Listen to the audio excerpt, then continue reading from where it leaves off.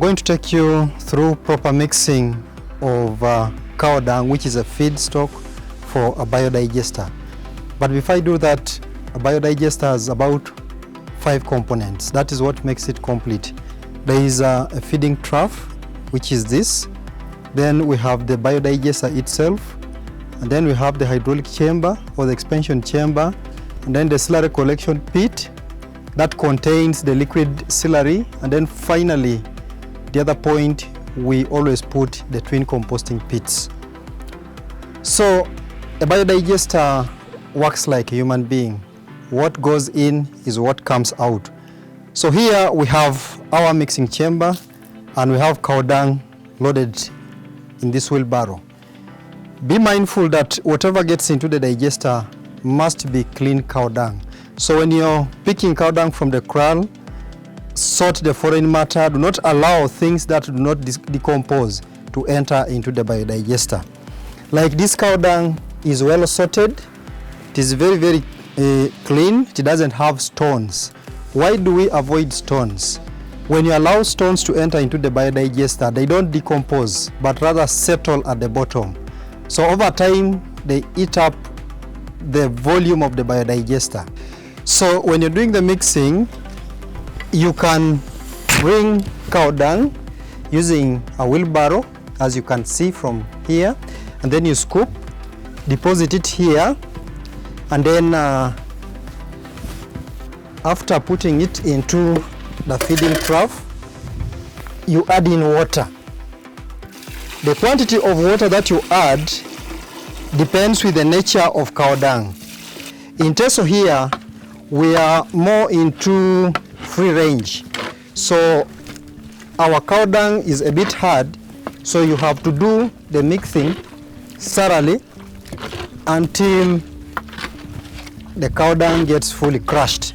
However, for people doing zero grazing, cow dung for zero grazing animals is porous, so you may not need to add in a lot of water. So take your time, because the idea is to break down this cow dung. By the time it enters into the biodigester, that anaerobic process, digestion rather, is simplified because you have broken the cow dung into finer particles. So you can keep adding water until you attain a desirable mix. So when you're doing the mixing, be mindful that it doesn't have to be too watery and not too thick. Porridge-like. Take your time.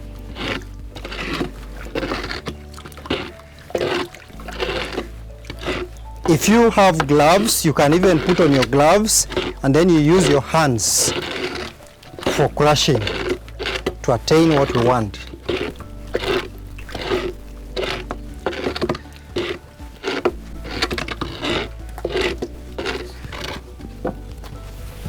Add in more.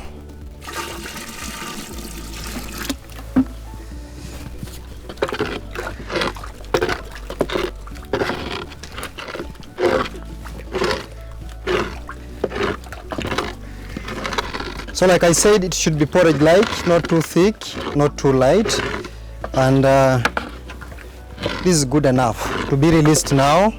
But before you do that, perhaps in the process of collecting cow dung, you can easily skip some stones. So when we are constructing this mixing chamber, we put what we call a sediment trap. So after mixing, give whatever you've mixed just maybe 1 or 2 minutes for the heavier particles to settle.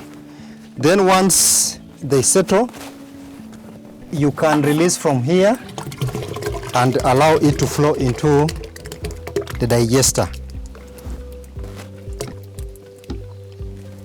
Component number 2 is a biodigester. So after you've released your cow dung, it flows into this biodigester. So as a user, you don't have any serious business here. This is only where the anaerobic digestion takes place. This is where gas is generated. It has a storage point where your gas is stored. Even when you are not cooking, it can be stored. And then here we put a main valve. I turn it off. It is able to store my gas when I'm not cooking. So when I want to cook, I turn on the valve, and then gas gets released into the consumption point, which is the kitchen. So we are now going into chamber 3. This is an expansion chamber, and after gas has been generated, that cow dung inside the biodigester is dispelled into this expansion chamber. So here, sometimes there is a tendency of you may be feeding, you're feeding very well, but you are not realizing a discharge from the overflow point. So you come and open here once in a while, probably you can take a month. When you open and you realize that there is a blanket layer, that means that there is a scum formation. So you just come with a stick, and then you insert, and then you agitate. You just stir. You're stirring just to break the scum so that it can easily flow out.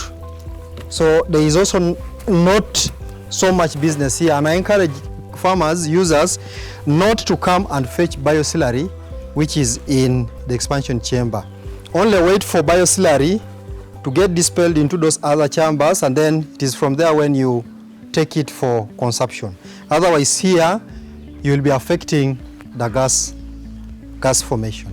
So whatever is contained here after some time is discharged and flows into what we call the slurry collection pit. This is where the liquid slurry is contained, and if you're doing, for example, piggery, poultry, what you can utilize this liquid slurry. So it is contained here. The client has done so well to cover because she's trying to prevent birds from entering, but above all, also to prevent it from being hit by direct sunlight, which can affect the nutrients. So here we have slurry, which is ready for utilization. Here you can scoop it. Remember, I told you don't scoop from the expansion chamber, but this is fully ready for use. You can take it and mix with your maize bran, give to your birds. You can mix it with maize bran, give to pigs. It is very safe. At this level, it is very safe. But for those who want the other compost, there is still a channel here, which channel goes to the twin composting pits. I know the client is not yet using that, but when she gets ready, we shall introduce twin composting pits here for those who really want to use the compost slurry. So we now have a gas line connected into the digester. It begins from here, and then we establish it. But before finalizing, we put here what we call a water drain valve. A water drain valve helps us to drain water which accumulates in the pipeline, and there can always be signs in the kitchen. In the kitchen, when you realize that there's some odd gas, because there you're supposed to have purely blue flame. But when you see traces of other gases like yellowish, just know that there is water in the pipeline. There is also sometimes inefficiency in the performance of the stove. The stove doesn't burn well. And then also sometimes you realize the pressure gauge shaking. When you turn on the valve for the stove, the pressure gauge begins to shake. Those are all indicators that there is water in the pipeline. So what you do, you go to the main valve, and then you close the other main tap, and then you come and open this one. Make sure the main valve is open, because we always put this gas line, we determine the point of the drain valve, we determine it with gradient. So like here, you have to make sure that from this point up to where the drain valve is, there is some gentle slope. So now you turn on the main valve, because pressure is going to push. It's going to dispel all the water, push it outside, and it will be flushed in this point. You also open this, and you allow the water to flush out. Good enough to have water here. So after flushing out the water, make sure you close, and you should feel that it is tightly closed, because we have had the tendencies of clients calling us that I have a problem with my biodigester, simply because they open and then they forget to close here. So when you leave it open, there will be gas seepage. All gas will be escaping through this point. So feel that it is tightly closed, and then there you will have managed this point.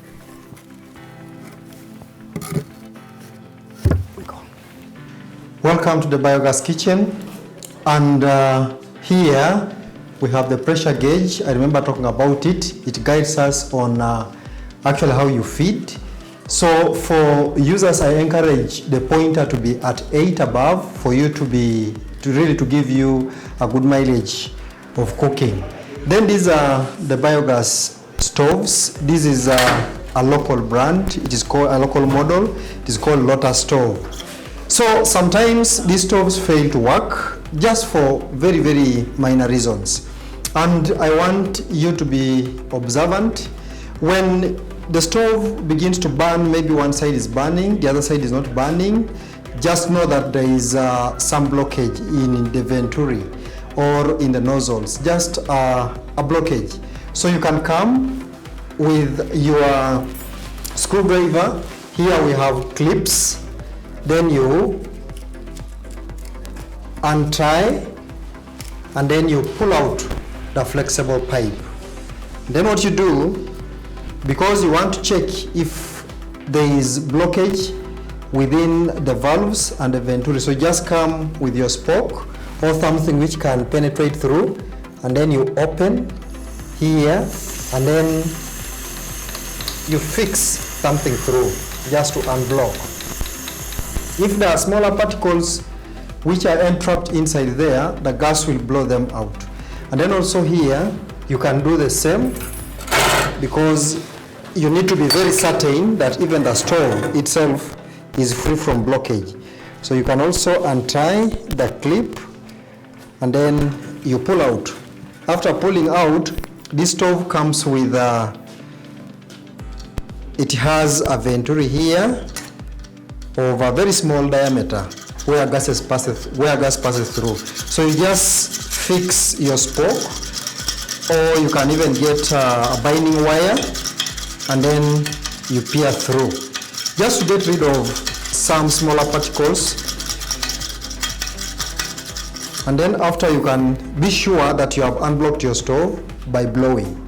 Just blow. When it is clear, you will feel that it is clear. Even sometimes cockroaches can breed around here. So get rid of them, blow everything, and then you fix back. The whole idea is to make sure that your stove efficiently burns so that you get the best. So after fixing back, remember, we untied, so you have to tie. Make sure the hose pipe is tightened with the clips.